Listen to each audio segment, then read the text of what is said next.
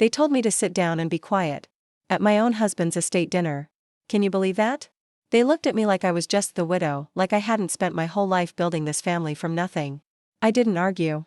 I just smiled, stood up, and walked out without saying a word. I heard them laugh as the door closed behind me. But by sunrise? Their bank accounts were frozen. Their fancy homes? Locked up tight. Everything they thought was theirs, was legally mine. And trust me, I wasn't finished. Hi, I'm Eleanor Whitmore. I'm 68. And apparently, to my own family, that just makes me the old lady who lost her husband. Before I left the house that night, I ironed my blouse twice and checked my lipstick 3 times. I told myself not to cry, no matter what happened. It was just a dinner, right? Just my family. The same people I loved and raised for more than 40 years. We were meeting at my son Blake's house, you know, the big shiny one with glass walls. The one he and his wife Candace bought after Henry and I co-signed the loan. Not that they ever bring that up anymore. They said we were meeting to discuss the estate, which I figured meant talking about the house, the lake property, and our retirement savings, everything Henry and I built over decades, eating canned soup and skipping vacations just to make it happen. I baked a blueberry pie, Henry's favorite. I thought maybe it would lighten the mood. But when I walked in, nobody even looked up. Blake was pouring wine like some fancy wine-tasting host. Candace was clacking around the kitchen in gold heels, acting like she owned the place. Their son, Jack, gave me a quick nod, the kind you give a stranger at a funeral. The room smelled like expensive perfume and something burning in the oven. We all sat down, 9 of us, at the dining table I gave them last Christmas. Blake started with, "We've been thinking it's time to simplify things." I knew what that meant, less of me, more of them. I asked, as calmly as I could, "Have you talked to the lawyer about the trust?" Candace didn't even glance at me. She just muttered without looking up, "You're just the widow, Eleanor. Maybe just stay quiet for now." The room went completely silent. Then Blake laughed. And Trevor, my other son, laughed too, like it was a joke from a sitcom. My hands shook under the table. Not from fear, but from the weight of the moment. It felt like I was being buried all over again, but this time alive. I looked around the table. No one met my eyes. I wasn't a person to them anymore, just a leftover. So I set down my fork, stood up, and said nothing. I wasn't going to cry. I wasn't going to give them some dramatic speech. I left the pie on the counter and walked straight to my car. Locked the doors. And for the first time in 43 years, I let the silence feel like peace, not loneliness. They didn't call after me. They had no clue what I was about to do. I didn't sleep that night. I just sat in Henry's old brown recliner, wrapped in the worn blanket we used to argue over on cold nights, the one with the coffee stain he never noticed. The house felt like it was holding its breath. And I kept replaying their words in my head, "You're just the widow. Maybe just stay quiet." At around 2:30 in the morning, I couldn't take it anymore. I got up and walked barefoot to the cabinet we always told the boys not to touch. We called it the no-go drawer. That's where we kept all the important stuff, passports, car titles, tax papers, things the kids didn't need to see. My hands were freezing as I opened it. I didn't even know what I was looking for. Maybe just something to remind me that Henry hadn't left me completely alone. I flipped through papers, insurance forms, birth certificates, an old photo of us in Colorado, and then I saw it. A thick white envelope stuffed in the very back. On the front, in Henry's handwriting, it said one word, Eleanor. I stared at it like it might disappear. Henry wasn't the kind of man to write love letters. He showed he cared by checking the oil in the car and cleaning the gutters, not with sweet words. But I opened it with shaky hands. Inside was 1 page of notebook paper, and a neat stack of clipped documents behind it. The letter said, "If you're reading this, something's already gone wrong. I wanted to tell you sooner, but I knew you'd try to." Instead of telling me to protect myself, Henry's letter got straight to the point. "The boys aren't bad, Eleanor. But they're selfish. And Candace, she's worse." He said he noticed the shift as soon as he got sick. That's when he quietly made some big changes. Everything was now in my name. The house, the accounts, the lake property. I had full control. Power of attorney. They didn't know. "Don't feel guilty using it," he wrote. "Don't let them silence you with shame. And if they ever try to take what's yours, burn it all down." I sat there frozen, the weight of his words sinking in. I had no idea he'd done this. We had talked about the will here and there, but I thought he was just being careful. I never imagined he'd gone this far. I flipped through the documents, official, notarized, all stamped by our lawyer, Alan. It was real. Legally binding. There were terms I barely understood at first: financial control, asset transfers, clauses that gave me full authority the moment Henry passed. He'd rewritten everything 8 months before he died. Right around the time we were just going to doctor's appointments and trying new meds, I thought. But he had been planning, clear-headed. Probably after he saw Blake snooping around his office files and Candace asking too many sweet-smiling "what's next?" questions. As I stood there, I could practically hear Henry's voice in my head, "Stay sharp. Don't underestimate yourself." I made tea just to keep my hands busy, though I didn't even drink it. I paced the kitchen a few times, pulled the documents back out, checked every signature, every date. It was all real. And the more I looked, the more something inside me changed. That heavy, invisible feeling, like I was just a background character in my own life, was suddenly gone. What replaced it? Power. Real power. At 3:47 a.m., I picked up the old landline phone and called Alan Kramer, our lawyer for more than 30 years. The one who always brought Henry fishing magazines during meetings and still called me Mrs. Whitmore, even when I asked him not to. He picked up after 4 rings, groggy but alert. I said, "Alan, Henry left everything to me. I found the papers. I want to activate it. Today." He paused for just a second. Then said, "Does anyone else know yet?" "No," I told him. "Not yet." "Good," he said. "Don't tell them. I'll be there by 9 with everything you need." I hung up and just stood there in the hallway, staring at our old wedding photo, the one of us on the courthouse steps. We looked young, nervous, but completely in sync. I touched the frame and whispered, "I've got it now. You don't have to worry anymore." Then I sat down, neatly folded the documents into a manila folder, and placed it in my purse like it was a weapon. Because that's exactly what it was. And if they thought I was just going to sit there while they sliced up the life Henry and I built, they had no idea who they were dealing with. By 8:57 a.m., I was already dressed. Makeup done. Hair pinned back the way Henry always liked it. The documents were laid out on the dining table like a battle plan, next to a notebook full of questions I'd scribbled down while pacing all night. When Alan walked in with his briefcase and that same beat-up leather folder he's carried since my boys were in grade school, his face changed when he saw Henry's envelope. His usual professional look faded into something closer to quiet respect. We spent 2 hours going through every clause, every term, every trigger point. And by 11:15 a.m., I had signed 6 documents that officially gave me control of every account, property, and business interest Henry had ever touched. Alan made the final call to the estate manager and said, clear as day, all instructions now come directly from Mrs. Eleanor Whitmore. Not Blake. Not Trevor. Not the trust. Just her. I don't think I breathed for a full minute after hearing that. Then Alan turned to me and asked, "Do you want them to find out through their accounts? Or should we call a meeting?" I didn't even hesitate. "Let them feel it," I said. "Let it hit like a car crash." He smiled. "That's the Eleanor I remember." And just like that, it was done. I spent the rest of the afternoon making calls to the brokerage, the property firm, the title company, and our accountant. One by one, they confirmed it. My name was now the only name that mattered. By 3 p.m., I got a text from Blake. "Hey, weird question, do you know why the cabin account's locked?" I didn't answer. 5 minutes later, Candace called, but I let it go to voicemail. Her voice was that fake sweet tone she uses when she's about to try and twist things in her favor. By 4:30, our family group chat lit up with messages. People were suddenly confused about account problems. And then Trevor, who never says much, finally spoke up. "Did someone change the access on Mom's end?" That's when I knew. The panic had started. They didn't fully realize what I'd done yet, but the first crack had formed, and the rest was coming fast. I waited until 5:05. That's when I knew they'd all be back at Blake's house for another strategy dinner. I walked up the stone path with a folder in my hands and knocked like I was just dropping off a casserole. Blake answered the door. He looked confused, maybe annoyed. With that fake smile he wears when he doesn't know what's going on. I walked in, placed the folder on the kitchen counter, and said, "You might want to sit down." Of course, they didn't. Candace leaned against the counter, arms crossed like a high school bully. Trevor stayed near the hallway like he was ready to back out. I opened the folder and slowly laid out the documents. "This is the new estate plan," I told them. "Everything is now in my name. All of it."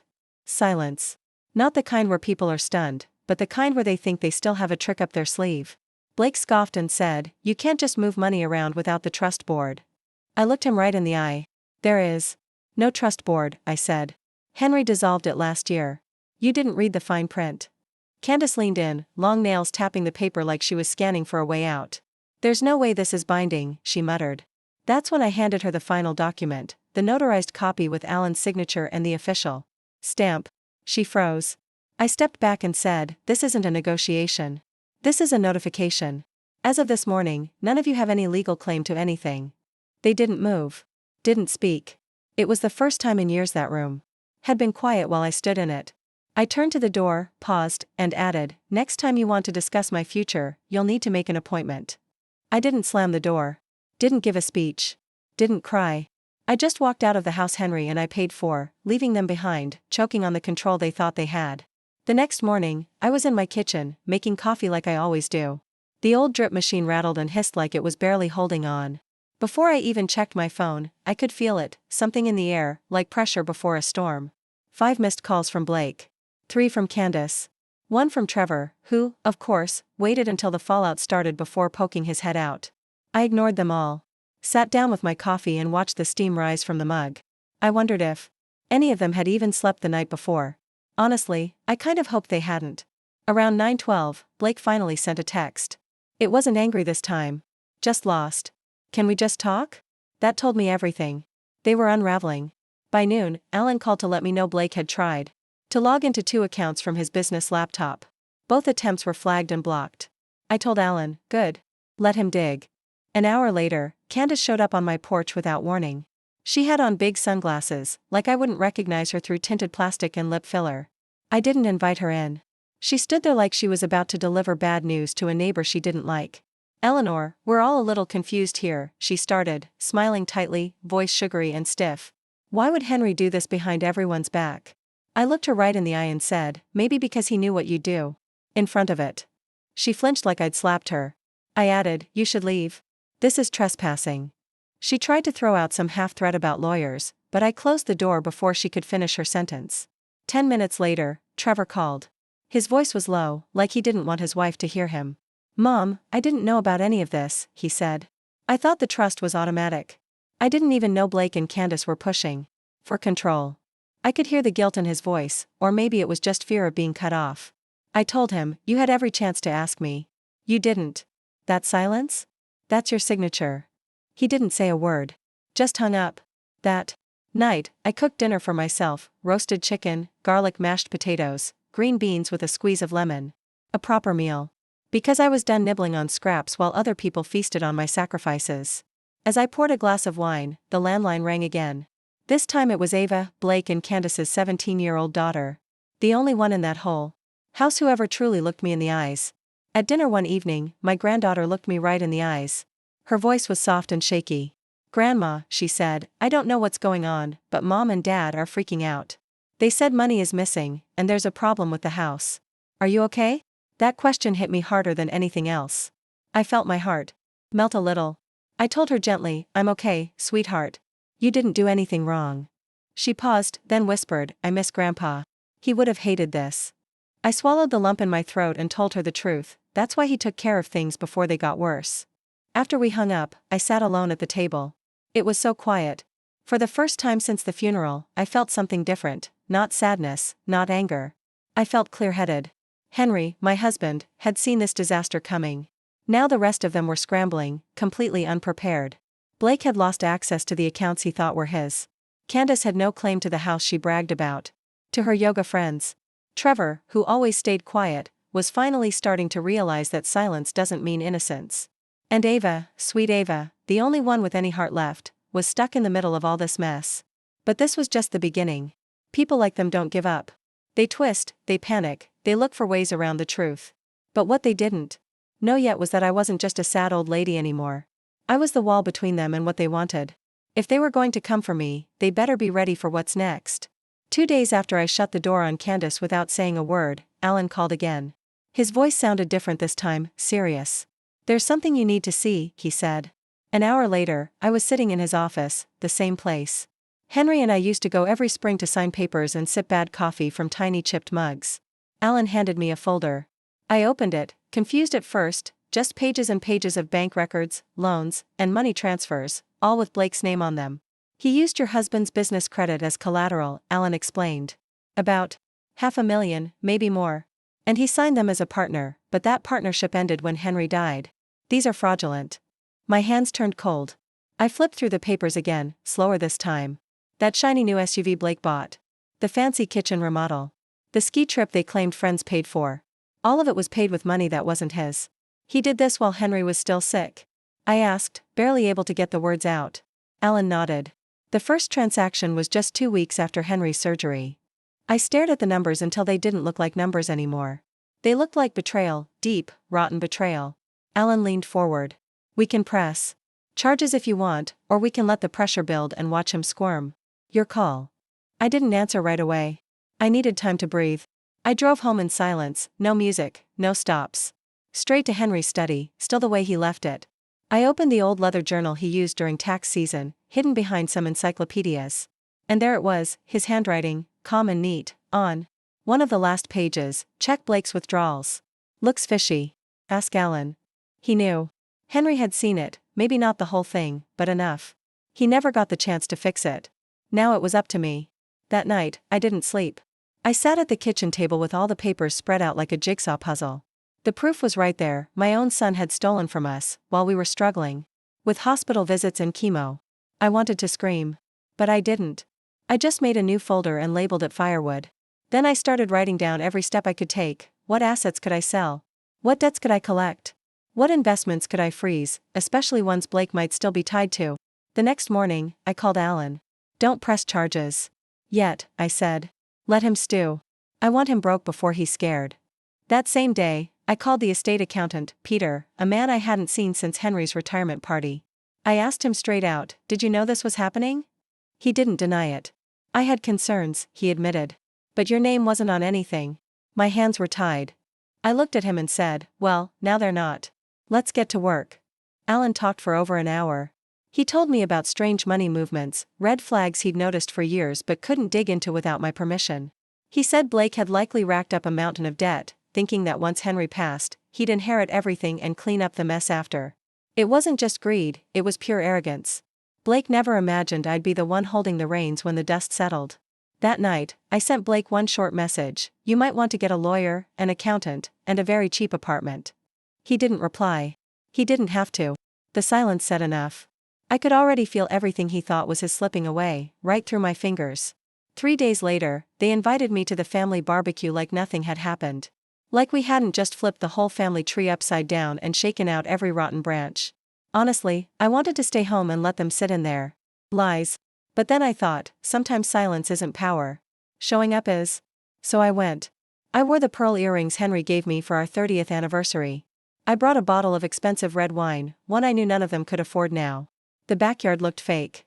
Plastic tablecloths, forced smiles, music just loud enough so no one had to say anything real. Candace was wearing white like she was trying to prove something. Blake was behind the grill acting like a proud family man, flipping burgers like the ground wasn't falling out from under him. Trevor nodded at me, awkward, unsure if he should be mad or grateful I even came. I didn't waste time. I walked straight to the table, dropped the folder I'd labeled firewood right in front of them and said, we need to talk. Now. Candace rolled her eyes. Blake muttered something under his breath. Trevor grabbed a beer like a kid hiding from his parents. Fight. I opened the folder and laid it all out, every document, the fake loan agreements, the forged business partnership, the stolen funds. This is what Blake did while your father was dying, I said, calm and flat. I didn't need to raise my voice. Because people don't remember the words, they remember how steady you were when you said them. Blake laughed, loud and fake. This is ridiculous. That's not even, I cut him off. It's not a guess. It's notarized, verified. The only reason you're not in jail yet is because I'm giving you one last chance to come clean. Candace stepped in, voice high and shaky, this is a setup. He didn't steal anything. Henry would have told us. I looked her dead in the eyes and said, Henry saw it. He just didn't trust you to fix it. For once, she had no comeback. Ava, who had been sitting quietly near the fence, looked at me with wide eyes, like she was finally seeing how deep the cracks went in everything she thought was true. I turned back to Blake. You're going to start signing things over today. The vehicles. The cabin. The business inventory. Even the furniture. You don't get to keep the pieces of what you tried to destroy. Blake clenched his jaw. His chest was heaving. You're really going to burn this whole family down over some paperwork? I leaned in, looked him straight in the eye, and said, no. You did that when you stole from your father's grave. That shut him up. I turned and started walking toward the back gate. I heard Candace mutter behind me, probably louder than she meant to, you're just bitter. A bitter old woman who couldn't let go. I stopped. Didn't even look back. Just said loud enough for everyone to hear, "No. I'm the woman who paid for this entire yard.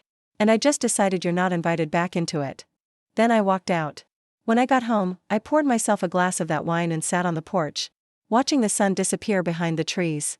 It was strange, feeling grief and strength at the same time. I wasn't happy. But I was finally free. And freedom, it turns out, tastes way better than fake smiles and stolen money. The following Monday, I met with the real estate lawyer. I handed him the list of properties Henry and I still legally owned, ones they'd all treated like their personal playground. The lake house Blake loved showing off on Instagram. The downtown condo Trevor had been secretly renting out for under-the-table cash. Even the SUV Candace used to drive Ava to school in, the one she claimed was a gift from Blake's hard work. The lease? It was still under Henry's name. Which meant now, it was mine. I signed every sale order without a pause. No ceremony. No emotion. Just clean, quiet signatures. Like removing tumors from the body of a family that had stopped working long ago. A few years ago, the lawyer asked if I wanted to break the news to the family myself or just let the paperwork do the talking. I didn't even hesitate. They didn't invite me into the room when they thought they were dividing the kingdom, I said. So they're not getting a stage now that it's all falling apart. By Friday, the fallout had already started. Blake's business account had been drained, the money he'd illegally used was gone. Candace's credit cards got declined. At a fancy boutique in Westport, and Trevor called me in a panic, asking if the building manager was serious about ending his lease. Yes, I told him, calm as ever. And the next tenant will pay rent, like everyone else. Candace, of course, didn't go down quietly. She showed up at my front steps, red-faced and raging, screaming like a banshee in designer heels. She shouted about lawsuits, accused me of elder abuse, threatened to expose me, never mind that I was standing there behind the window, tall, calm, and frankly, in better shape than her, even with all her injectables. I didn't open the door. I didn't say a word. I just stood there, behind the curtain with the blinds cracked, watching her spin out like a tornado with nowhere to land. She eventually gave up and stormed off down the driveway. The next morning, I had the locks changed at the cabin. The day after that, a tow truck picked up the SUV from Blake's driveway, right in the middle of brunch. His neighbors peeked through their hedges like they were watching a soap opera in real life. But this wasn't revenge. This was reclaiming. Taking back what Henry and I had built, brick by brick, while the rest of them stood on the sidelines waiting for the inheritance. Buffet to open. That night, Ava sent me a text, "Dad is losing it. They're talking about moving in with Aunt Brenda. Is this permanent?" I stared at my phone for a second before replying, "Actions are permanent. So are consequences." She didn't reply, but I saw the typing bubble appear and disappear a few times. She wanted to say more. I understood. She was caught between the people who raised her and the truth they never wanted her to see. That night, I slept like a stone. No dreams. No tossing or turning. Just deep, heavy peace, finally settling into my bones like a storm that had passed. The next morning, I got an email from the estate's financial advisor. He confirmed that everything, every property, every asset, had been either sold, liquidated, or legally reassigned. The email ended with one simple line, "You now hold 100% control." I read that sentence over and over. For the first time since Henry died, I finally believed it.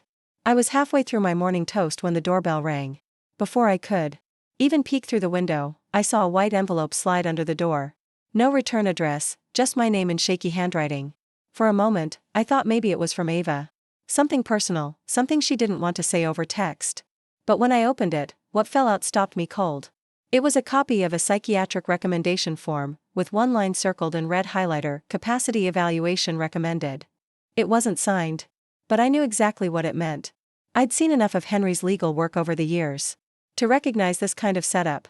Someone, no mystery who, was trying to say I wasn't mentally fit to handle the estate. Trying to take everything back by painting me as unstable. I didn't feel scared. Just insulted. Cold and sharp, like a slap you saw coming but still stung anyway.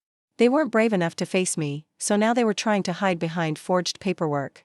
That afternoon, I drove straight to Alan's office and dropped the envelope on his desk. No words. He looked through it, eyebrows raised. "They actually went this route," he said. I nodded. "Trace it," I said. "I want to know who ordered it, who wrote it, and who faked the access." 2 days later, Alan called.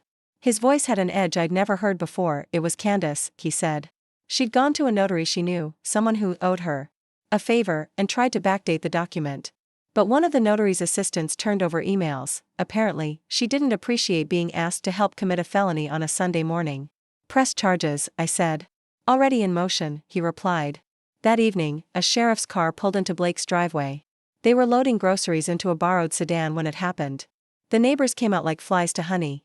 Candace screamed and sobbed like she'd rehearsed it in front of a mirror. But it didn't stop the officers from cuffing her right there on the sidewalk and reading her the charges: fraud, forgery, and attempted abuse of the court system. Blake tried to step in, but the deputy held him back with one firm hand to the chest. I wasn't there. I didn't need to be. Because sometimes, the most powerful thing you can do is let the truth show up wearing a badge. I didn't see it happen myself, but Ava told me about it later.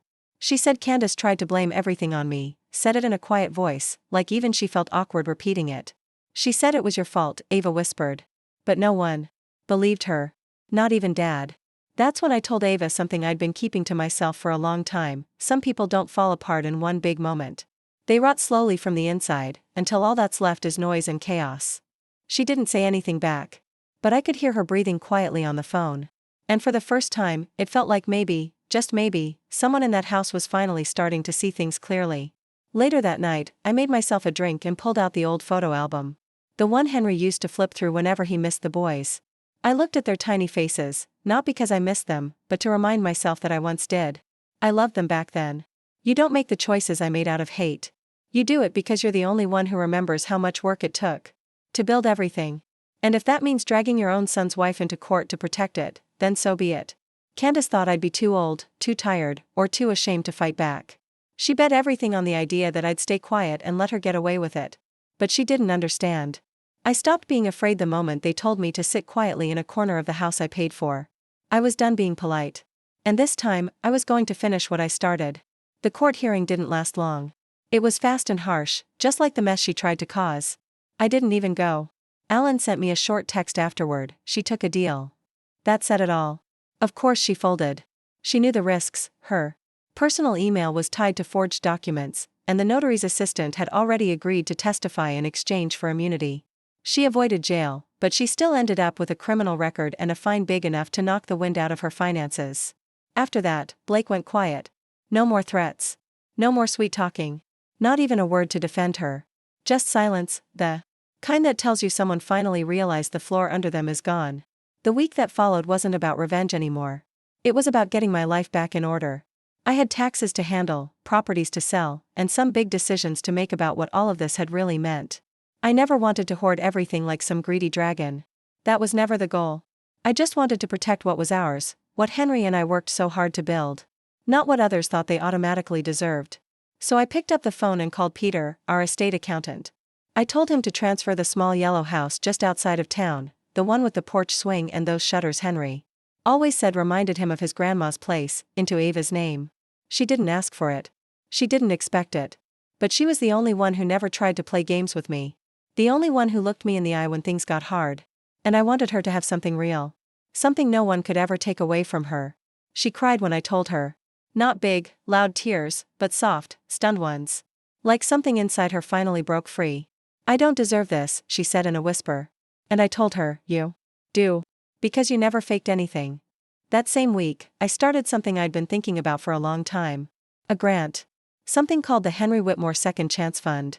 It was for widowed women over 60, especially those who got pushed aside, left out of money decisions, or forgotten after their husbands passed.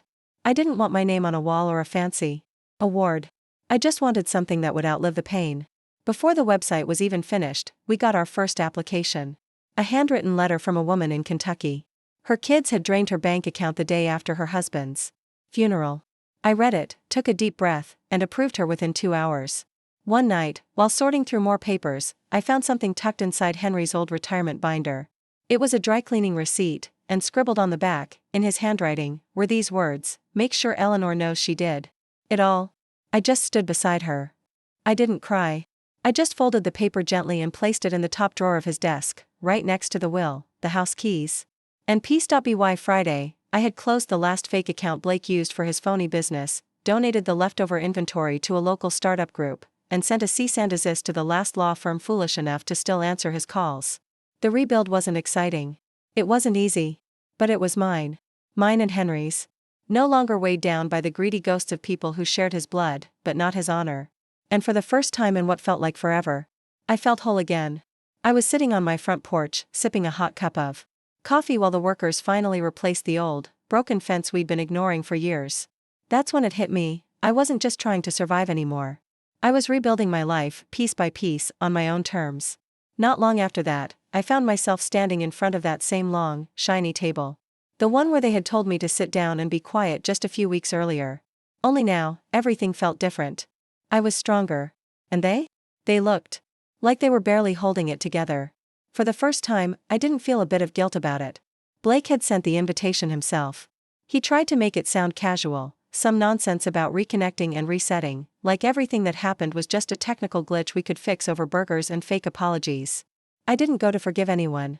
I went because sometimes, the people who try to erase you need to see you standing tall, completely unshaken, not asking for space, but taking it. Candace wasn't there. Part of her deal with the state meant she had to stay away from me for 6 months. Trevor stayed off to the side, looking like he wanted to say something but didn't know where to begin. Ava sat right next to me, hands folded in her lap, calm and steady, like she was learning how to be strong in a room full of smoke and mirrors. Blake stood at the head of the table like he still owned the place. Like it was still his legacy. But he looked smaller somehow. Thinner. Tired. Like he didn't even believe his own lies anymore. He started off with some rehearsed line about how families go through storms and everyone handles the weather differently. I wasn't interested in his speech. I put my glass down, looked every person in that room straight in the eye, and said, "This isn't a storm. It's a consequence. And all of you wrote it." You could have heard a pin drop. Nobody moved. Nobody even reached for their water. Blake opened his mouth, maybe to throw in one more excuse, but I stopped him with a raised hand. "You told me I was just a widow," I said. "That I should stay quiet. But I wasn't quiet when I built this family. I wasn't quiet when I held it together. And I sure as hell won't be quiet now that I've taken it back." I let that sit for a moment. Then I added, "This table, this room, I own them. Legally. Emotionally. Structurally. You're guests here. Don't forget that." And with that, I stood up. I didn't wait for a response. As I walked toward the door, I turned around one last time. "You don't have to like me," I said. "You just have to understand, I'm done shrinking myself so you can feel big." Then I left. Not because I was angry, but because I was done. Outside, the sky was bright and clear. The kind of day Henry used to say was perfect for yard work. I got into my car, and I didn't feel proud or smug or victorious. I felt settled. I had walked through the fire. I didn't just survive it, I came out stronger. And now, I get to rebuild. Not because someone gave me permission, but because I gave it to myself. And that, more than revenge, more than money, more than any title, that was the win I never thought I'd have. But I earned it. Every bit of it.